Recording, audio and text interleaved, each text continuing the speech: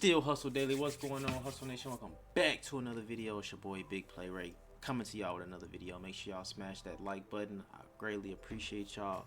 Got another story for y'all. Make sure y'all follow me on Instagram at the top of the screen, okay? Make sure y'all follow my big YouTube channel, We Hustle Daily. Appreciate y'all if y'all can subscribe to my big YouTube channel as well. And yeah, this channel is catching up though. I think we might even pass. Might take like a year or two, but CPS took custody of her child and one died in their custody. Oh shit, hold on. I read it, but damn, I wasn't paying attention like that. Hold on. I wanna hear this. So, I'm just looking for help. So, I'm gonna put my story out there.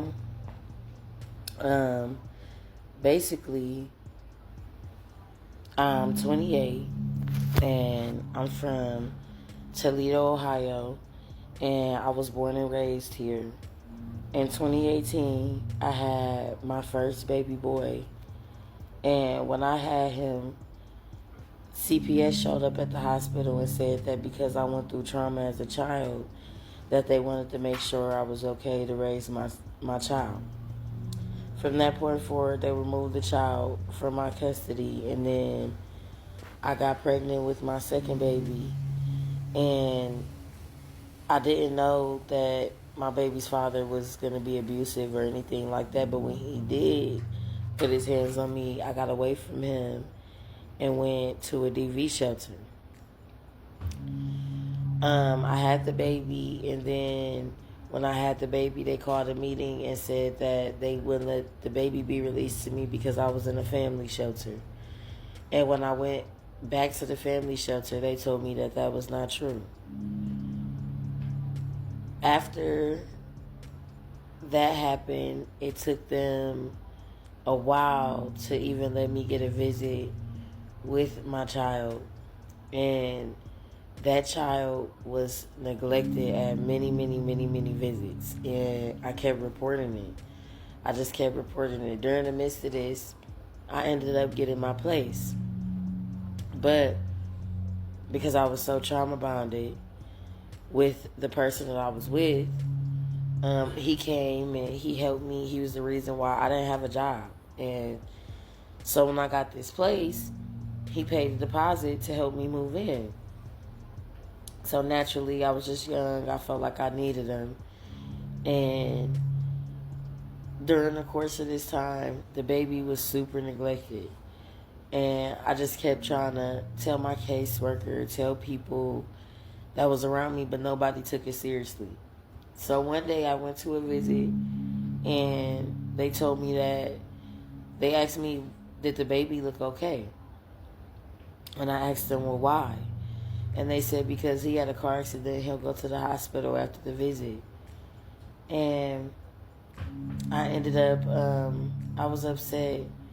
But after that, for 3 weeks, I watched my baby swell up. And March 19th, 2020, my child passed away in Children's Services custody. From that point forward, Children's Services offered me money. They wanted me to speak about how I grew up in the system and how the system helped me, and that they would give me a job. And I didn't want it. I didn't want what they gave to me, even if my child hadn't have passed away. Children's Services dropped the ball with me as a child. And had it not been for them, I wouldn't have went through so many of the things that I went through with my family. So when the baby passed away, the domestic violence got worse and worse. And I felt like I wanted to die. So I had a neighbor that just kept praying for me and was there for me. And I ran into a lawyer. And this lawyer asked about my whole life story and what happened with the child. A week later, they said they would work with me, and a couple months passed and it hit the news. A couple more months passed and it went federal. And I ended up pregnant again. I just kept trying to leave this guy, but I couldn't shake them because now at this point nobody understood what it felt like to lose a baby. So I got back with him. It wasn't my intent to have another child. This time when I got back with him, the abuse got worse. Worse and worse and worse. It got so bad to the point to where he was kicking in my door and I had things against the door because I was so afraid. And he was coming in with knives. He was pouring bleach all over my face and my hair. He was spitting on me. He was dragging me by my hair. So at that time, because when I had the baby, the next baby, he was taken from me, of course, and I found my to leave him. I said I can't do it no more. You making me lose my kids. They gave me my first son back, but this guy couldn't stop putting his hands on me. So that child went with the family member. Now back to this baby. So I left him. I had to call the police to get him out of my life. And I did just that. About a year later, I met my daughter's father. And when I met him, he really helped me a lot. I had ended up getting evicted from the place that I was staying in because it was just so much domestic violence and just so many things happening. But it was time for me to move from that place anyway. So I began fighting. I always fought for my kids, but I began fighting for this baby. And I showed up to every visit. I took care of my kids. Even when I went to visitation, I took them shoes, clothes, toys. I took food to every visit. So while I was pregnant, I started working towards getting everything I needed for my daughter because I was so determined for her to come home. So I began to pray a lot. I began to write down prayers and so on and so forth. And in the midst of me doing that, I had got into a car accident. And when that happened, I took all the money and I went and just prepared for the baby. And I believe this time, because Dad was involved and his family was involved, that I took baby girl home. When I took baby girl home, I ended up getting my second home, which is my second apartment now. And they released the other baby to me. All of this was going on while the lawsuit was happening. So I remember the retaliation, the things that they did, sending my files all over, to the point to where I have a cousin that works in CPS in Toledo, and she said that she felt like the caseworker should have been fired for those things. They were going to her and saying, this girl will never be able to take a baby home. I have never neglected my children. I have never harmed my children. I have always went above and beyond for them. And how I look now is how you would normally see me. But when you saw my kids, you would see them, dressed to a T. I feed them well. I spend all of my money on them.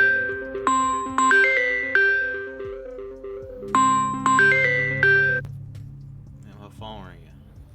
Anyways, so I had my kids in my apartment and I got a job. I was working. My babies were fine. I wasn't, particularly really dating. I was dating, but from me going through so much, I didn't want to bring a guy in my house, and especially because I've been through so much as a kid. I just really I don't trust too many men around my kids and things like that. So a couple nights ago, I asked my son's dad, because my daughter has all this different support and these things surrounding her. So I asked my child's father, like, can you come and get him? Because, I can't be dad for him. I'm a girl. Like, I'm his mom. So he got to going off on me and saying that he was going to call the police on me. So he called the police and told them that I had my kids outside. And when the police came, my kids are not outside. They were in the house playing with their puppy. And because I've had history, which The only thing that they had solid to go off of was the domestic violence. I wasn't going through domestic violence when they first removed my child. So they took my kids and they placed them with family members for adoption. And I just want to know if anybody knows any lawyers, if there's any help, because I'm desperate. And I'm not going to give up fighting for the baby that passed. And I'm not going to give up on any of my children, any one of them. So if anybody knows somebody that can help me, please, please message me. Damn, I thought she was gonna have a happy ending. They done took the kids again? What the fuck? Glad she not going through that domestic violence no more. Look like she's pretty healthy, you know. Well, she didn't say she was on drugs or nothing. She was just going through domestic violence, but skin looking clear, you know what I'm saying? Don't look like nobody pouring bleach on her and shit no more. She need to call police on dude ass. Well, should have called police on dude ass. Dude need to go to jail. He going crazy, you know. But she said she was young. I want to see if I can find the clip. Give me 1 second.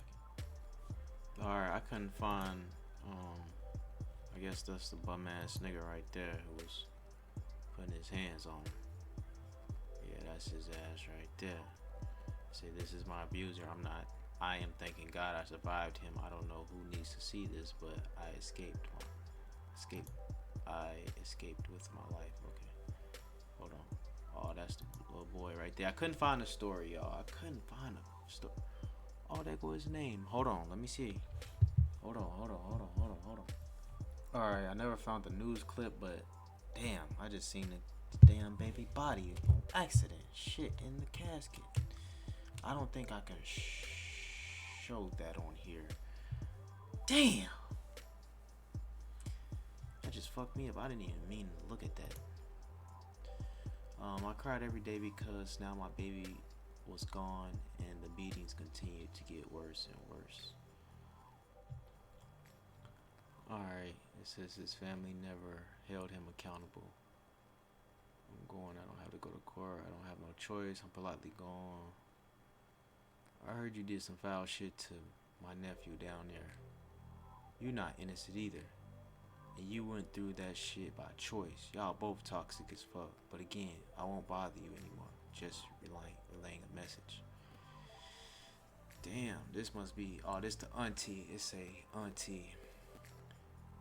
That ain't really none of your business though. What I went through you being judgmental. That ain't no reason for him to be whooping on a woman. I've been trying to leave. You wasn't in our relationship, nor was I fucking him, and I never did anything to the baby but feed him and try to get clothes and shit for him. At the end of the day, I let him stay rent free. He bought no food, beat on me in front of the kid, taking my phones, breaking my stuff. No, he threatened to kill my son, and he been around him since he was a month. Oh, he's sick only you. He's sick. You only know what you heard. Okay. Alright. Damn.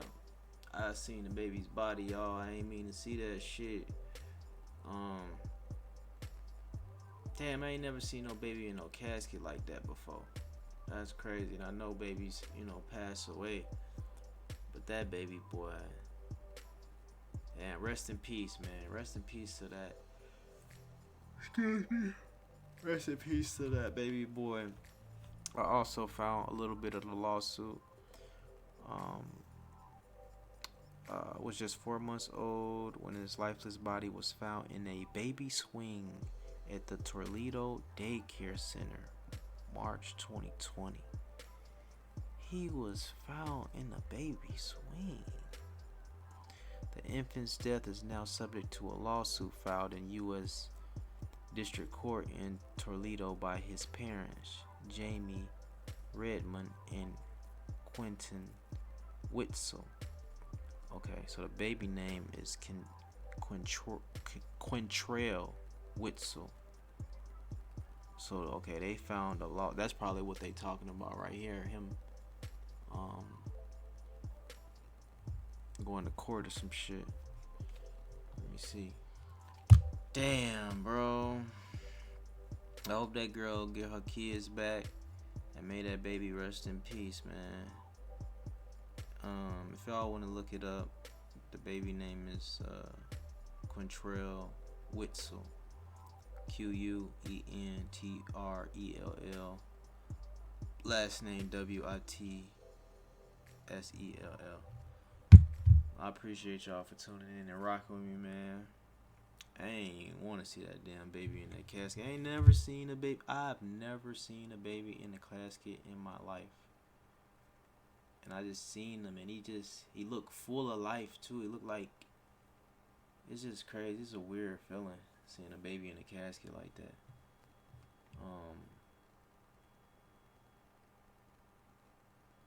Yeah, man, I'm gonna catch y'all on the next one, bro.